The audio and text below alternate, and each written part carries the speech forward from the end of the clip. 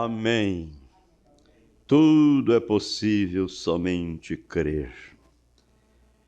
Espero que todos nós estaremos crendo que seremos arrebatados num desses dias, não é? Tudo é possível àquele que crê. Visto que o que Deus tem feito por nós, sabemos que Ele tem um propósito, Ele nos escolheu, nos elegeu, e então nós estamos fazendo a nossa parte. Então nós cremos que estaremos no rapto de sua igreja. Nós cumprimentamos a todos em nome do Senhor Jesus, damos boas-vindas, e nós vamos ler Apocalipse, capítulo 15, os 4 primeiros versículos. Essa é a escritura que o nosso Elias tomou para nos falar sobre o tema Dia da Vitória. E nós vamos meditar um pouquinho nela. E então, logo em seguida, nós vamos para o nosso culto de oração. Precisamos de orar. Orar e orar. Podemos ler? E vi outro grande e admirável sinal no céu. 7 anjos que tinham as 7 últimas pragas, porque nelas é consumada a ira de Deus. Olha. E vi como mar de vidro misturado com fogo, e também os que saíram vitoriosos da besta, e da sua imagem, e do seu sinal, e do número do seu nome, que estavam junto ao mar de vidro, e tinham as harpas de Deus. E cantavam o cântico de Moisés, servo de Deus, e o cântico do Cordeiro, dizendo: Grandes e maravilhosas são as tuas obras, Senhor Deus Todo-Poderoso. Justos e verdadeiros são os teus caminhos, ó Rei dos santos. Quem te não temerá, ó Senhor, e quem não magnificará o teu nome? Porque só tu és santo, por isso todas as nações virão e se prostrarão diante de ti, porque os teus juízos são manifestos. Amém. Grande Deus, tua palavra, que é vida, que é verdade, passarão os céus e a terra, porém elas nunca hão de passar. Tudo será cumprido. O Senhor mesmo nos disse que não faltará nem um jota e nem um tio. Obrigado, bom Pai, pelo que o Senhor tem feito por nós. E pedimos ao Senhor trazer para nós no nosso dia a dia um despertamento espiritual, visto que estamos de posse, ó Pai, desta tão grande e desejável salvação. Então, que o Senhor nos ajude, que possamos cada dia estar lembrando de que o Senhor tem nos escolhido, tem nos elegido e tem nos convidado para fazer parte e ser herdeiro de todas as coisas. Sê conosco nesta noite, Pai. Prepara-nos e dá-nos a inspiração para que daqui a pouquinho possamos entrar na sua presença através da nossa oração. Fale conosco, Pai. Nós pedimos no nome de Jesus, teu Filho amado. Amém. Podeis assentar-vos.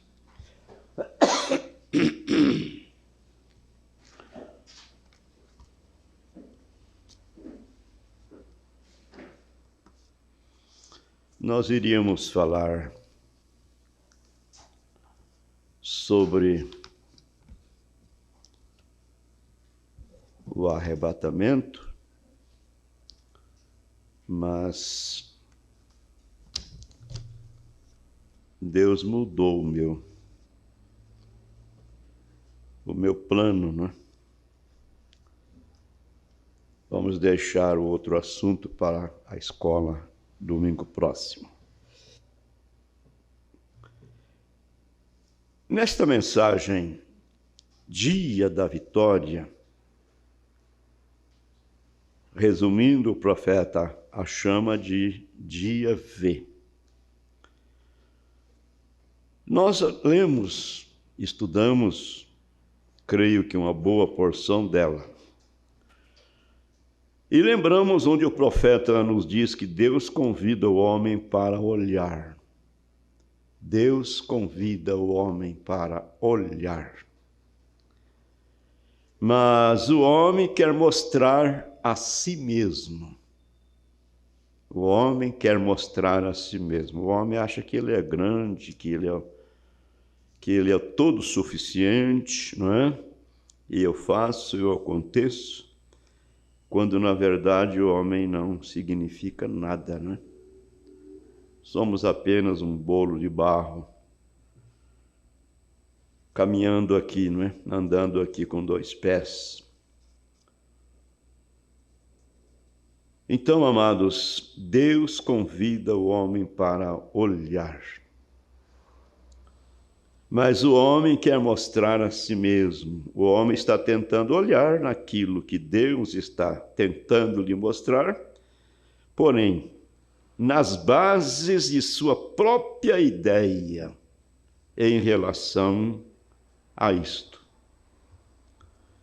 Deus está tentando mostrar algo para o homem, mas o homem deseja aceitar isto sobre a forma que ele olha para isso, a forma que ele pensa que deve ser. Mas é exatamente como alguém que deseja mostrar um cenário. Tem que haver uma razão para mostrar aquele cenário. Agora, se Deus está convidando o homem para olhar, o homem deveria olhar naquilo que Deus está desejando que ele veja, que ele enxergue, que ele olhe, que ele aceite aquilo. Então, Deus está tentando fazer o homem olhar para aquele substituto inocente lá atrás. O homem deseja olhar para isso de sua própria maneira, como se fosse uma história que ficou no passado, uma história muito bonita, não é? O homem deseja olhar para isso de sua própria maneira. Ele não quer ver o que Deus está tentando lhe mostrar neste substituto inocente, que é o Senhor Jesus Cristo. Portanto, isto é o que causou o problema, nos diz o profeta. E quando o homem o faz, apanha o binóculo para ver a uma longa distância, para ver o que Deus está tentando lhe mostrar, ele falha em focalizar corretamente o seu binóculo. Esta mensagem que nós recebemos agora, eu trouxe 2 delas aí que estavam soltas, né? O irmão Júnior pode pegar uma, o irmão Anderson pode pegar a outra, e vocês verão o profeta falando sobre a fé de Moisés. Muito bem, amados. Então, nesta mensagem Dia da Vitória, no parágrafo 49, eu não vou comentar muito porque eu quero ser objetivo. Parágrafo 49, essa mensagem aqui não é propriamente a minha não, viu? Não sei como é que ela veio parar na minha pasta, mas ela tomou chuva e os grampos aqui enferrujaram e fez soltar as páginas, né? Mas foi bom ela estar aqui. Então, o profeta nos diz: então estamos em um grande combate. Deus quer mostrar para o homem aquele substituto. Porém, o inimigo está chamando a atenção do homem para olhar para um outro lado, para as coisas em que ele quer que o homem veja, coisa que satisfaz a carne, não é? Satisfaz as coisas naturais. Então ele diz: estamos em um combate. Temos que lutar não é contra a carne nem contra o sangue, não é? Mas contra os principados, contra as potestades, contra os príncipes das trevas desse século, contra as hostes espirituais da maldade nos lugares celestiais. Então ele diz: e os heróis de Deus, dos quais nós fazemos parte, sempre tiveram combates. Olha, o irmão Branham diz assim, que a promessa é tua, ela te pertence. Mas se uma vez você a alcança, não te vai ser muito fácil possuí-la, porque você vai ter que lutar. Você vai ter que tirar o inimigo, porque ele vai se opor. É o trabalho dele, é o serviço dele. Então, os heróis de Deus sempre tiveram grandes combates. E você, igrejinha, está falando contigo. Recorde aqui atrás, você é uma parte daquela unidade. Você é um posto de destacamento aqui atrás. Cada um de nós, cada membro do corpo de Cristo, é um posto de destacamento. Você sabe o que é um posto de destacamento? Você deve saber, por ter alguns deles bem aqui ao seu lado.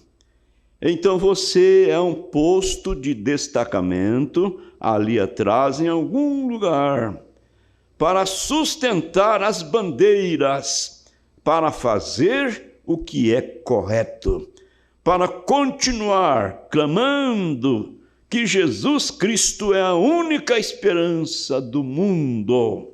Amém. E nós sabemos que Ele o é. Mas, clamando que Jesus Cristo é a única esperança do mundo, não a igreja metodista, a batista, a ideia presbiteriana, católica ou judaica, ou seja o que for, ou melhor, raça, clã ou cor, não é isto, é Jesus Cristo, vem, é Ele é o nosso vencedor, é Ele é o capitão-chefe do movimento, amém.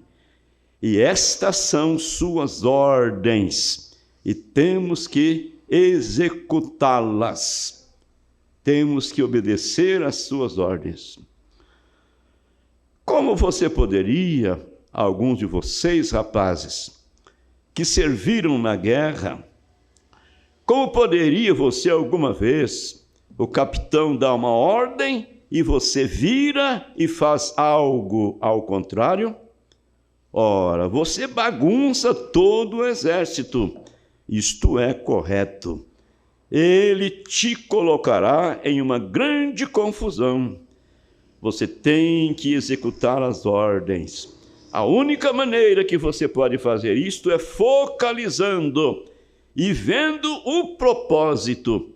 Tudo que há a respeito daquilo. Ver o propósito. Ele enfatiza, amados, dizendo que Deus nos colocou aqui, Deus te colocou aqui, Deus te chamou por um propósito. Não foi por uma coisa aleatória, uma coisa vã, mas por um propósito. Então nós temos que ter um propósito. Vamos lembrar daquele embriagado, né? Que bateu lá na porta do profeta. E a irmã ficou com medo dele. E o profeta estava no escritório, ela entrou lá e disse: Billy, tem um mendigo aí na porta. E ele está querendo comer, pedindo alguma coisa para comer. Aí eu fico pensando e vendo o irmão Branham agindo com ela, né? Dele de comer, das coisas para ele comer. Aí ela disse: eu estou com medo dele. Quem sabe ela falou bem baixinho para eu escutar lá fora, né? Estou com medo dele. O profeta disse: ora, arranja alguma coisa, prepara a mesa e manda ele entrar. Isso é coisa, gente. Quando ela falou que ela estava com medo, ele devia levantar e ir com ela lá para ver o camarada. E ele, então, né, convidar o homem. Não, falou para ela: prepara as coisas, prepara a mesa e manda ele entrar para comer. E nós observamos que quando o homem estava comendo, o profeta chegou e disse: como vai, meu bom homem? Aí ele olhou assim: como vai? De onde que você é? Daqui e dali. Para onde que você vai? Para lá e para cá. Ué, que é isso, rapaz? Qual é o propósito que você tem na vida? Nenhum.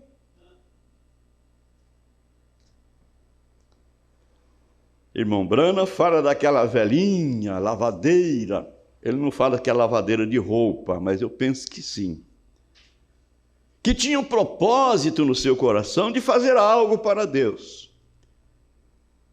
Ela juntou um dinheirinho e locou um lugar que era estrebalia de cavalos e chamou um pregador para vir fazer o culto e convidou a vizinhança, mas ninguém veio, porque para começar, quem que estava convidando? E o local que ela arranjou? Mas veio um rapazinho, né? Um garotinho, cabelos compridos, batendo nos ombros, um suspensol que parecia ser o suspensol do seu pai, todo desajeitadinho. Mas no final da mensagem ele foi ao altar e se ajoelhou lá. E o profeta disse: ele ganhou 500 mil de almas para Jesus Cristo. Precisamos ter um propósito para esse Deus que nos dá a vida, para esse Deus que nos dá esse arzinho que nós respiramos. Eu me sinto orgulhoso, irmãos, francamente, não só por mim, mas por cada um de vocês, mas principalmente por mim. Gente, o que foi que eu fiz? Nada. O que foi que nós fizemos? Nada. E nessas igrejas aí, como o profeta citou aqui o nome de algumas delas, eu li aqui o que ele citou, né? Há muitas pessoas melhor que nós, gente bem intencionadas, porém não pode ver, não pode entender o que Deus tem nos mostrado. Então, amados, nós não podemos cruzar os braços, não. Vamos levantar a cabeça. Vamos lembrar que nós somos herdeiros dos céus e da terra, nós somos herdeiros da promessa, nós somos filhos do rei. O profeta fala daquele escravo que estava trabalhando de escravo em uma outra pátria, uma outra terra. E naquele tempo os comerciantes passavam para comprar escravos. E aí o comprador olhou no meio da turma, e quem sabe de um tanto diferente, tal como você e eu, né? Nossa maneira de andar. Que tal nossas irmãs? Nesses dias de calor, nessas ruas, nessas avenidas, viu? Vocês são manjadas, claro que são. Porque vocês são pessoas de destaques. Enquanto as demais estão de shorts e mostrando o seu corpo, vocês estão bem vestidas honestamente, cabelos longos, e andando como uma verdadeira dama. Então, amados, vamos valorizar, não é? Então, vamos ler mais um pouquinho aqui. Jesus Cristo, Ele é o capitão-chefe do movimento. Amém.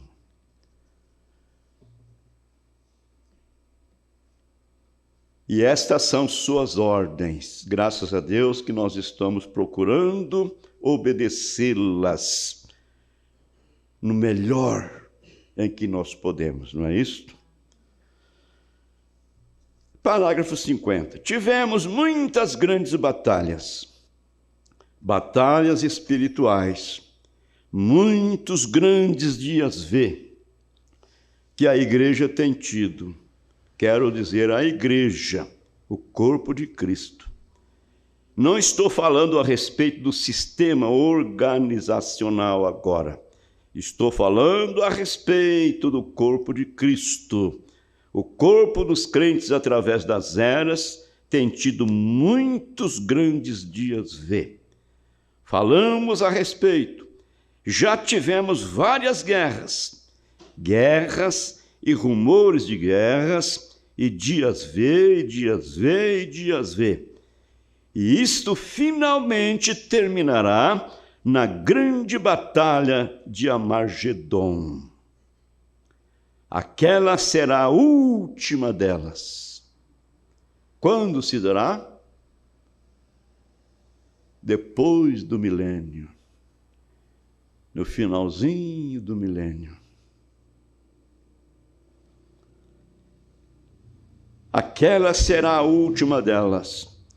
Quando ela chegar para a batalha de Amargedon, aquilo estabelecerá toda a coisa.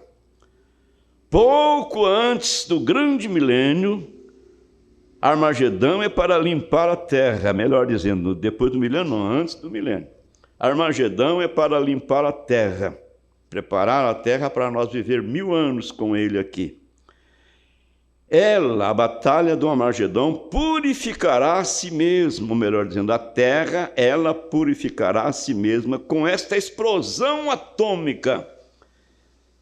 E as lavas vulcânicas, e a coisa sorverá toda a corrente de sangue dos homens sobre a terra, e pecado e crime.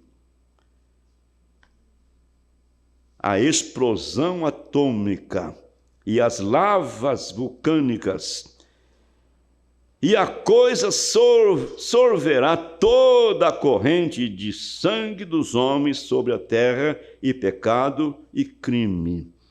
Ela submergerá debaixo da terra. Os vulcões se romperão outra vez, e renovarão e limparão a terra para o grande milênio.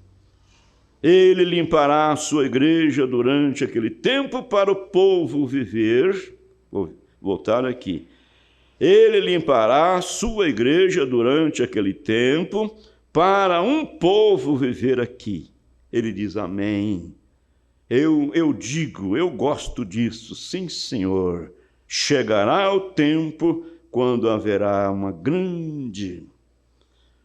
Agora, grandes dias V. Pensando nas épocas, vamos apenas voltar. Temos uns poucos minutos agora para pensar sobre alguns dos guerreiros. 10 minutos eu tenho. Vamos voltar e pensar. Poderíamos ir bem atrás, mas vamos apenas voltar até Moisés. Moisés teve um tempo que ele desceu para um grande combate, porque a igreja em si mesma havia esquecido da vitória. Falando do povo de Israel. Como eles foram parar no Egito. Foi uma boa coisa. Foi uma coisa maravilhosa. O rei do Egito naquele tempo os admirava. Porém, depois, surgiu um outro rei que não conhecia, não é? Que não conhecia aquele povo. Aí as coisas viraram, não é? Então, o profeta está dizendo, Moisés teve um tempo que ele desceu para um grande combate, porque a igreja em si mesma havia esquecido a vitória. Moisés, sabendo que aquele era o povo de Deus, ele pensou que ele podia, botar ordem na casa e sair vitorioso, mas não deu certo. O profeta irmão Branham diz: este é o problema com a igreja hoje. Já esquecemos faz muito tempo que Jesus Cristo é o mesmo ontem, hoje e eternamente. Já esquecemos faz muito tempo que Jesus Cristo é o mesmo ontem, hoje e para sempre. E esquecemos que Deus é o curador, pode curar o enfermo. Nós esquecemos que o batismo com o Espírito Santo foi derramado sobre os discípulos e dado de geração em geração para qualquer um. Quem quiser podia vir. Esquecemos aquilo há muito tempo atrás. Bom, talvez nós a lembramos, não está totalmente no esquecimento, mas nós a lembramos como uma coisinha aleatória, Isso foi para aqueles dias, isso foi para aquele outro tempo.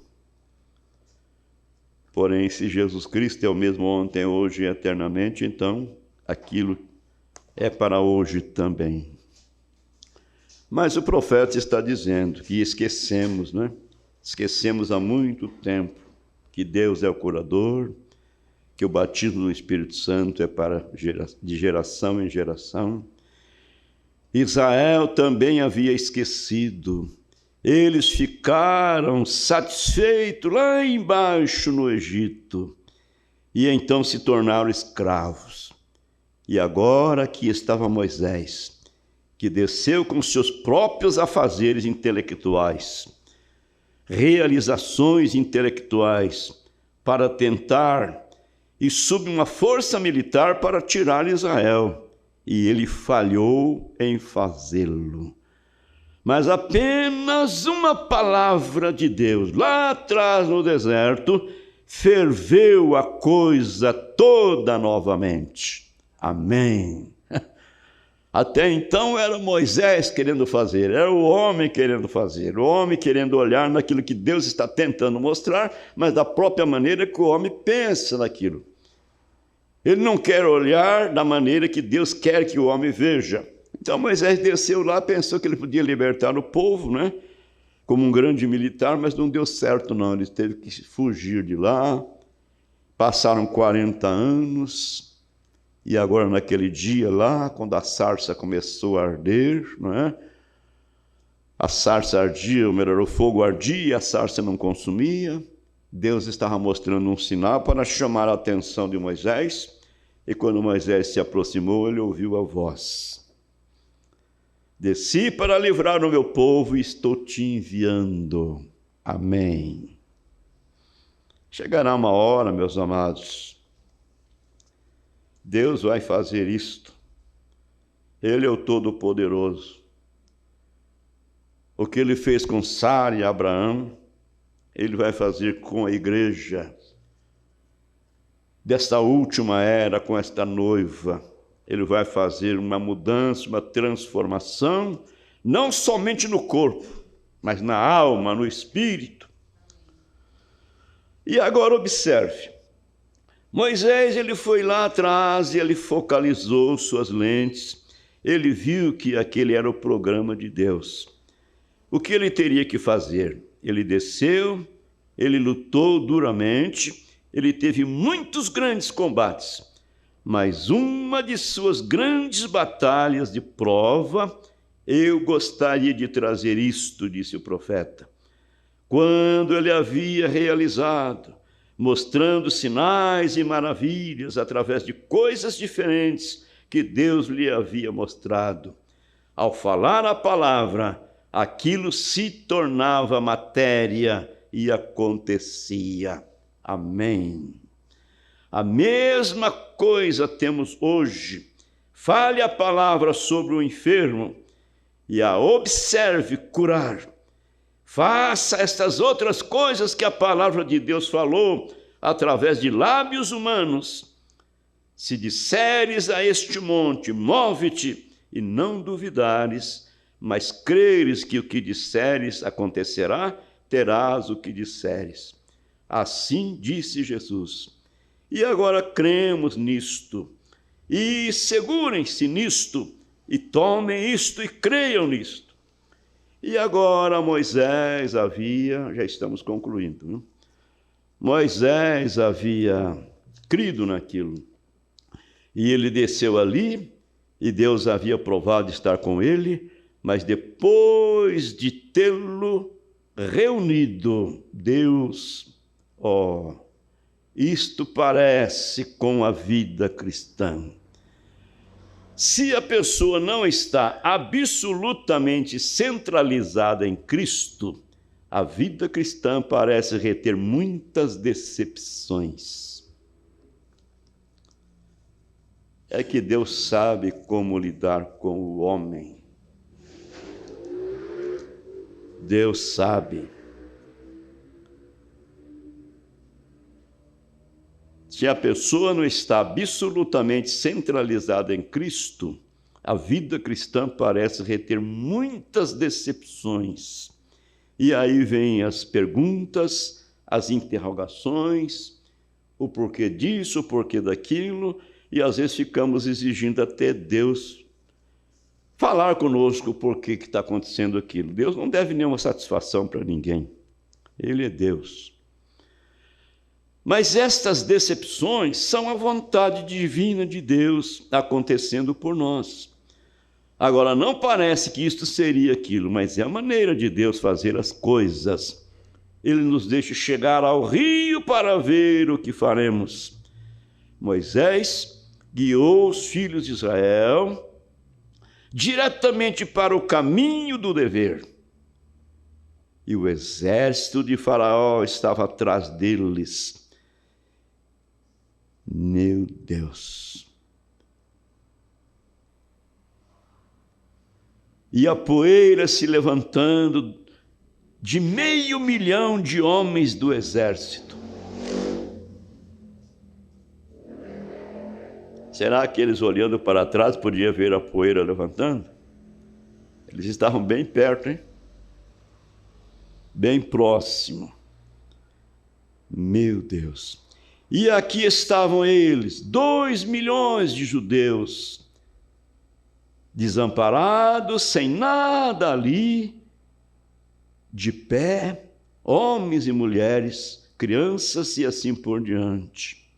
O mar vermelho havia barrado, o mar morto havia cercado. Ele não havia nenhum lugar para ir. Eles estavam encurralados, eles estavam num beco sem saída. Vem? Mas Moisés teve um dia a ver. Quando ele orou, ele saiu e começou a clamar ao Senhor, e o Senhor disse: por que você está clamando a mim? Eu te comissionei para fazer isto. Diga aos filhos de Israel que sigam na linha do dever. Amém. Aí está você. Não clames a mim. Você está comissionado a levar estas pessoas para lá. Apenas lhes diga para seguir em frente. Permaneça corretamente no caminho do dever. Mas que coragem isso deve ser para a pessoa que está enferma. Que coragem isso deve dar para o apóstata. Volte e comece de novo. Permaneça na linha do dever. Abrir os mares vermelhos é obrigação de Deus. Meu Deus, eu me coloco ali junto com aquele povo nesta hora. E todos fitando em Moisés. E agora, Moisés? E agora? Meu Deus! É graça, não é? É graça. É a graça que vai nos colocar lá, no arrebatamento. É a graça que vai nos ajudar a chegar lá na glória. Amém. Porque se não for graça, eu imagino aquele povo, eles não entrariam no mar. Mesmo que a terra tivesse enxuta, um beco ali, uma estrada, uma rodovia aberta no meio das águas. Águas fazendo montão, muros de ambos os lados. Porém, Deus é Deus. Aleluia. Ele é o Criador. Ele é o Todo-Poderoso. Abrir os mares vermelhos é obrigação de Deus. Não temas. Simplesmente fique no posto do dever. E não importa os sintomas. O nosso Deus é o autor da vida. Amém.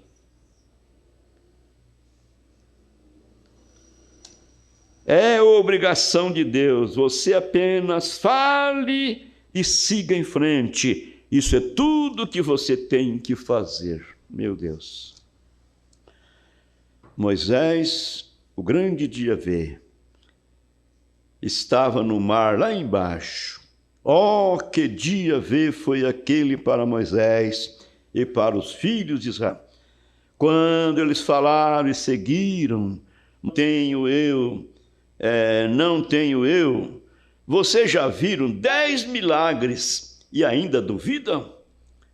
E ele começou a andar em direção ao mar com aquela vara em sua mão, e Deus mandou um vento à noite, soprou o mar de um lado para o outro, e eles atravessaram em terra seca. Um dia V. Veja aqui. Eles se colocaram mesmo... o nosso texto hoje diz que eles pararam e cantaram os cânticos de Moisés no mar de vidro misturado com fogo, vem? Veja, eles cantaram. Moisés, quando ele atravessou e ele não sabia o que fazer, ele chegou e aqui vem o exército de Faraó tentando personificar as coisas que eles estavam fazendo, confrontos carnais. E o que aconteceu? O mar caiu em cima deles e os afogou, cada um. E eles viram os feitores mortos. E Miriam agarrou um tamborim e desceu a margem, batendo esse tamborim.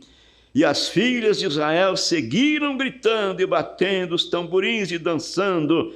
E Moisés cantou em espírito.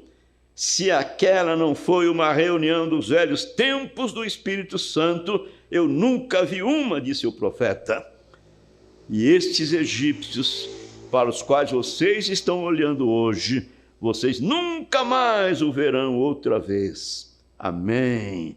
Esses problemas, essas dificuldades, esses prós, esses contra, essas coisas que vêm para trazer tristeza, para tirar o nosso gozo, a nossa alegria, o nosso prazer de viver, elas desaparecerão um dia destes e está muito próximo.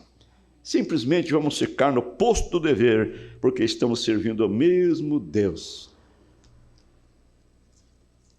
que Moisés serviu e tirou o povo de Israel lá do Egito e os guiou à terra prometida. Vamos orar?